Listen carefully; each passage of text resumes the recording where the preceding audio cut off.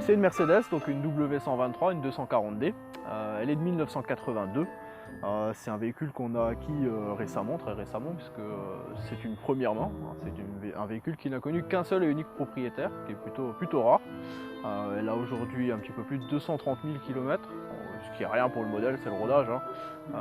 Elle est dans un état, comme on peut le voir, qui est vraiment remarquable. L'aventure en elle-même, donc du coup ça va être un rallye automobile plutôt type de plaisance. Donc, Ouais, du un coup, rallye touristique. Voilà, c'est un rallye plutôt touristique, un peu loufoque, j'ai envie de dire, quand on voit l'organisation qu'il a fait. Donc du coup c'est un rallye automobile qui va rallier donc, du coup, pour notre part l'Alsace à la Norvège. Et donc du coup le départ sera de Copenhague. Et en fait donc le rallye va se composer en 7 étapes. Chaque soir bien sûr on va crécher sur place. Donc pour notre part on aurait pu au moment de la réservation choisir l'option hôtel. Mais on est des vikings, on est des vrais. Des vrais vikings. Du coup on a opté pour l'option Camping. tente de toit. Voilà. Étant donné qu'en plus par la verdure de ces beaux pays on va pouvoir on va en profiter pleinement. en profiter pleinement. Le but c'est vraiment de profiter à fond de l'aventure, donc le camping, ça peut paraître fou de se dire allez en Scandinavie, parce qu'il ne faut pas oublier qu'en avril on est encore en hiver, donc là-bas ça va être moins 10, moins 20 la nuit, bon ça risque de piquer un peu, on s'est équipé en conséquence, on a du sac de couchage grand froid, on commence à accumuler un peu d'équipement en conséquence, mais c'est pour vraiment faire l'aventure pleinement. L'option hôtel, ouais c'est sympa, mais c'est pas pareil.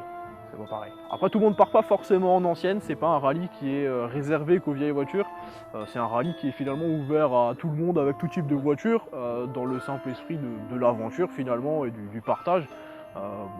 Nous passionnés de vieilles voitures, on a choisi de partir un petit peu plus à l'ancienne, mais voilà, l'esprit est le même. Donc du coup en fait il va y avoir un jury qui va juger donc les équipes, leurs voitures, mais aussi en fait surtout tout ce qu'ils vont mettre autour, donc ce qu'ils vont créer. Donc du coup en fait là justement intervient le fait que nous on ait créé un nom d'équipe, on s'est fait un logo que vous fournirez pour que vous puissiez le voir.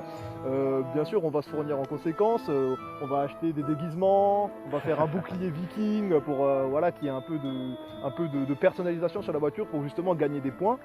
Après, bien sûr, c'est vrai qu'on n'en a pas parlé avant, mais tout au long de l'aventure, donc sur les 7 étapes qu'on va faire, chaque jour on aura des challenges qui vont nous être lancés. Pour l'instant, on n'en sait absolument pas.